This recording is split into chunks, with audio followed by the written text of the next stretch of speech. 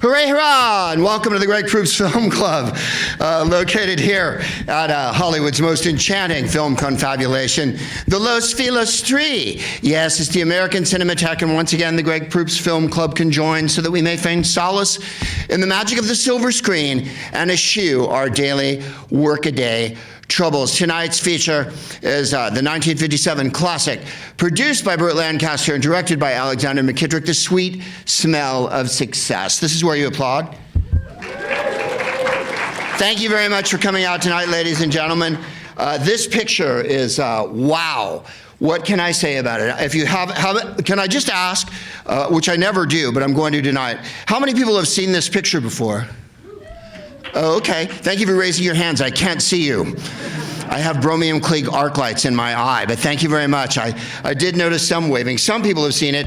If you have seen it before, then you know what an astonishing motion picture this is. And if you haven't seen it before, yeah.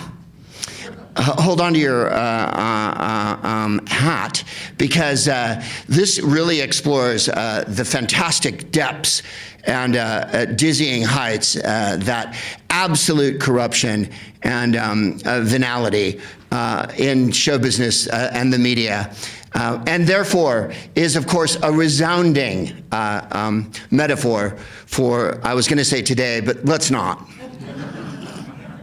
Let's just say American society in general over the last 450 years. Let's talk first about Tony Curtis. Tony Curtis is so goddamn sexy in this movie and so unbelievably repellent at the same time. And it's a magic combination. Tony Curtis is in so many awful movies that it's almost uncountable. Movies like Boing Boing and The Shield of Falworth and whatnot. And then he's in 3 or 4 extraordinary motion pictures. And by the way, this picture is 1957. The next year he did a picture called The Defiant Ones with Sidney Poitier, which is also a very worthy movie, where him and Sidney Poitier are chained together. They escape from a chain gang, and they're manacled together, and they have to escape, a black man and a white man in the South in the 50s. And then the next year after that, he did Some Like It Hot with Billy Wilder and Jack Lemmon. So the late 50s is really an extraordinary time for Tony Curtis's career. By the 60s, things changed, and by the 70s, I think we all know what happened. But let me say this about Tony Curtis.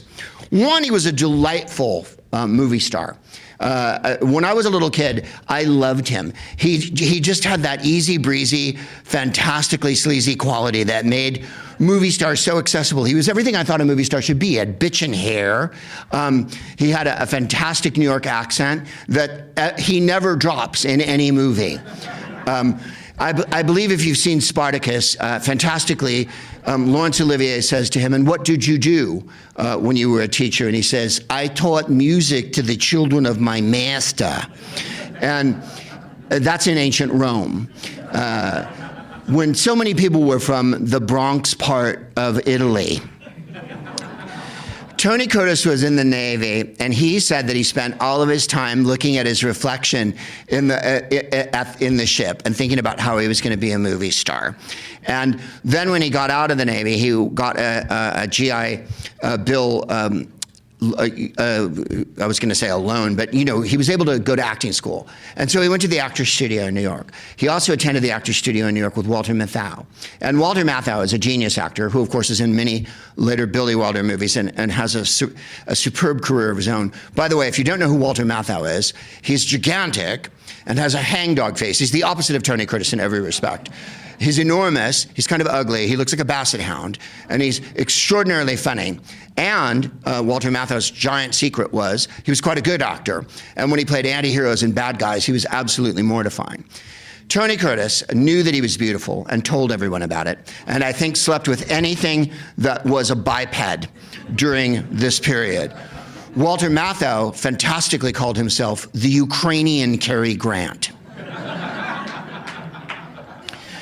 Tony Curtis got to make a picture with Cary Grant, and Cary Grant was his favorite movie star. And he had, till the day he went away, Tony Curtis said Cary Grant was his favorite movie star, and that getting to do a picture with him was the greatest thing of all time. It's a movie called Operation Petticoat, which, yeah, it's some highly intellectual shit. And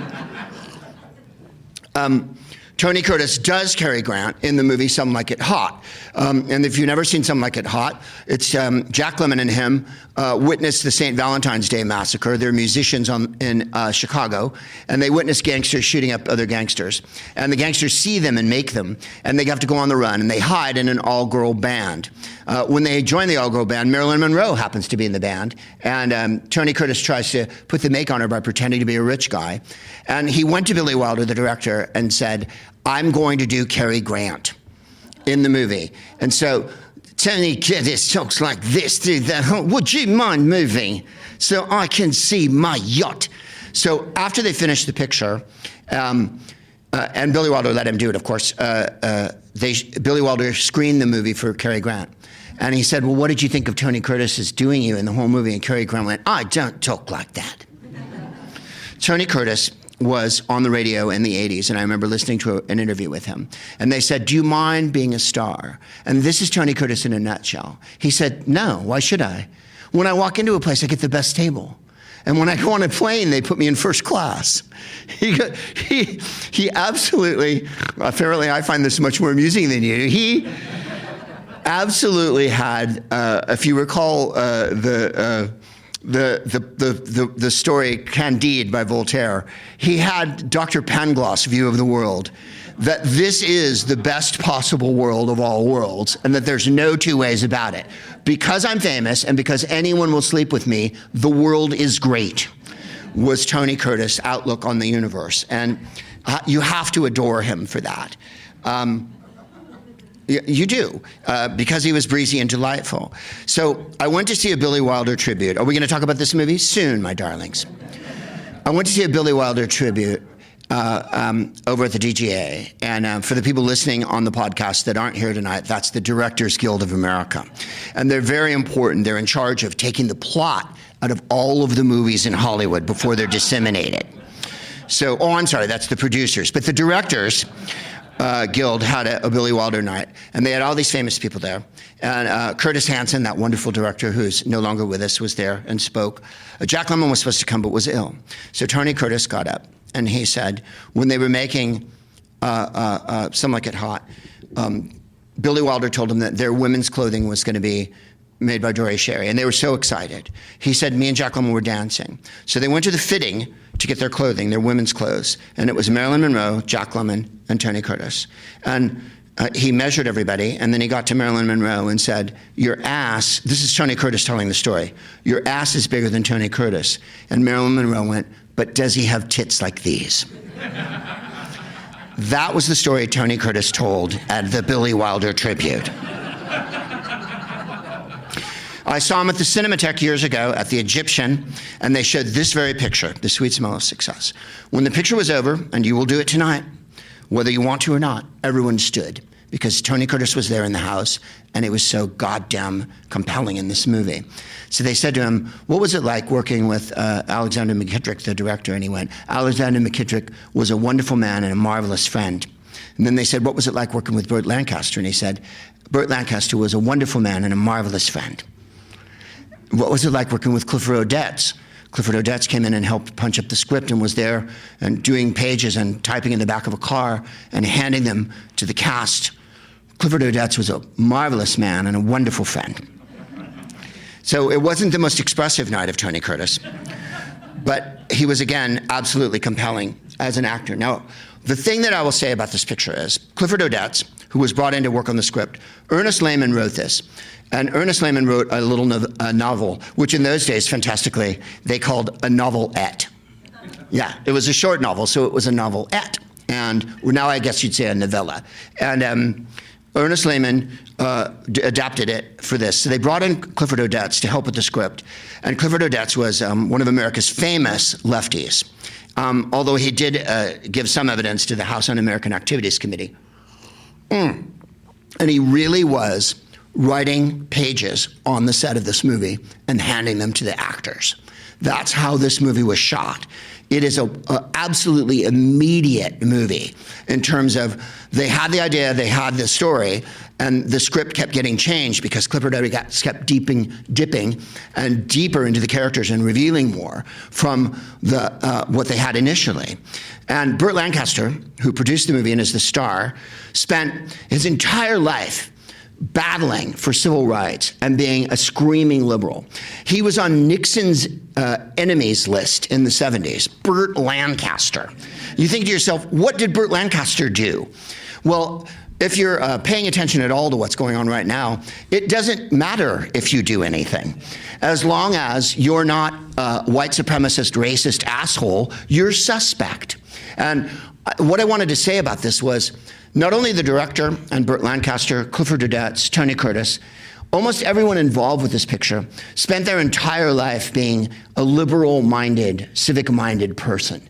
They were all very brave and put themselves on the line time and time again and got in trouble for their beliefs and their viewpoints. Burt Lancaster, when AIDS became an enormous plague in the 80s, and I can't remember the name of the president of America then, but he ignored, thank you, I'd rather not say his name. He arranged for Iran to not give up the hostages so that he could beat Jimmy Carter in the election in 1980. And then he proceeded to absolve himself of the fact that there was an enormous plague running through the gay community, even though he had been an actor and most certainly was aware of what was going on. Because Reagan was one of the most vile people that's ever held office in the history of the United States. And, as an added bonus, was also president of the Screen Actors Guild. There you are, show business in a nutshell. So, when AIDS became an enormous crisis, and Rock Hudson finally got AIDS, and that made normal straight people finally sit up and be aware that AIDS was an issue, Burt Lancaster absolutely went to the forefront and spoke out about AIDS, and spoke on behalf of people with AIDS, did public service announcements, and along with Elizabeth Taylor and a few other people, was one of the few vocal people to actually be concerned and put his heart forward and to put his entire career forward. Because believe me, in the 80s, a lot of you are a little too young to remember, it was an enormous crisis. And people were very, very hesitant about helping and or caring about people with AIDS. Because, like so many things, oh, it's happening to them, it couldn't possibly happen to me. So I think that there's a great deal of bravura in this movie. Now, the movie's topic is show business. And the man that they're absolutely doing a take on is a columnist named Walter Winchell, who, in the days of the great newspapers and radio shows, was the most powerful and evil columnist in America. During the 40s, Walter Winchell had been quite liberal and, much to his credit, detested Charles Lindbergh, which I think is the mark of an awesome person in some ways. Charles Lindbergh was the first Nazi to fly across the ocean in a plane by himself and cross the Atlantic alone in a plane. Did I say the first Nazi? He was the first American. He also happened to be a thoroughgoing Nazi. And then pretended to have his child killed by a German man. And because it was the 30s, everyone was willing to blame the German guy. And they executed the man who absolutely did not kidnap and kill Lindbergh's child. So Lindbergh was one of those great Americans, the kind like we have now. And I think he would fit right in as a hero for this lot. And in any case, Walter Winchell was virulently anti-Nazi in the 30s and during the war. And then something snapped after the war. And he became, when they started chasing communists, he became a virulent anti-commie person and a commie chaser. And to give you an idea of the kind of people that he was aligning himself with, we're talking about Senator Joseph McCarthy, who was Ted Cruz with a press agent, and thank you, Roy Cohn, who he became very friends with. And you've heard Roy Cohn's name bandied about I believe a recent person who held office in this country actually exclaimed during his last term, "Where's my Roy Cohn?" Roy Cohn was also one of the most evil, pernicious, insidious, and awful people that ever strode across the American landscape. So Walter Winchell made it his crusade to hammer on everybody and really, really reinforce that whole persecuting people for having been communists, of which Clifford Odets was one. And that's why Ernest Lehman used the character that you'll see Burt Lancaster play, J.J. Hunsaker, in the picture, because he had worked as a press agent himself. And Ernest Lehman said, and by the way, Ernest Lehman only wrote a couple of other movies, The Sound of Music, North by Northwest, and West Side Story. So Ernest Lehman's career was sketchy. He's a wonderful screenwriter, and you'll get his humor and his vitriol in this movie. What sets this movie apart from so many 50s movies is its burning cynicism is matched by the absolute magic of the setting, the lighting, the cinematography, and the music. Elmer Bernstein did the score. There's a jazz cat named Chico Hamilton, and you'll see him in the picture because they go visit. There's a jazz element to this movie, which makes it super awesome. Even though it's fully in the rock and roll era, they stuck with the jazz in this. And Chico Hamilton plays some numbers in this movie, and you'll see him. And if you buy this, the soundtrack or stream it, there's a lot of groovy jazz in this movie that Chico Hamilton did. James Wong Howe is the cinematographer of this movie. And James Wong Howe was the master of low light. So when you see this movie, it's almost all, you see so many 50s movies in their day for night. We were watching one the other night, and it's clearly the sun's out, but it's nighttime and they're driving. This picture does none of that jazz. You've never seen New York look so wet and greasy in your life. It is completely glistening with moisture. And James Wong Howe invented, at the beginning of his career, a technique to film people who had blue eyes, which was a real issue in the black and white pictures, to get their eyes to shine. He put black velvet around the camera like that and around the light so that it bounced off the actors with blue eyes. And actresses loved him for that. In fact, the actress that he first started doing it for was an actress named Mary Miles Minter, who was involved in a fantastic murder scandal in the 20s where they killed a director named William Desmond Taylor. I don't think this has been sorted enough so far. I feel like I'm sugarcoating a lot of this for you guys. Any story that includes Marilyn Monroe's breasts, Roy Cohn, and Mary Miles Minter, and the death of William Desmond Taylor is definitely a story worth watching. And I think you'll find that this picture is one that absolutely grabs you. I wouldn't say that it's an uplifting movie like A Basket of Flowers or Kisses from a Child or Smelling Warm Cookies in a Room or hearing a whispered inference from a butterfly. It's more like being chased by the cops until you run out of breath and then having to lie to someone to get into their house and then trying to sleep with them. That's the feeling that this movie gives you. You may want to take a shower and have a stiff goddamn drink when this movie's over. And I give you, from 1957, directed by Alexander Mackendrick, the classic Sweet Smell of Success.